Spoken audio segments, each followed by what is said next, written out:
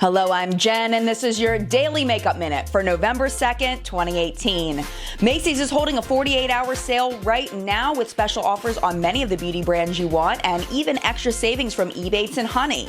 Have you been waiting for this? The ColourPop and Disney collection is restocking today, November 2nd at 10 a.m. Pacific. It's your chance to get bibbidi bobbidi and boo if you missed it the first time. KKW Fragrance is launching in 2 new versions today at noon Pacific, only at kkwfragrance.com. James Charles has hinted at an announcement that will come today at noon Pacific, thought to be a collab with Morphe. And finally, bad news from Sola Look. The licensing bid for the Titanic palette fell through, same for the Clueless palette, but they've released a teaser for the 90210 palette. Looks like the back panel of the packaging, and a Heather's palette might be in the works. Not to mention the impending restock of the Dirty Dancing palette.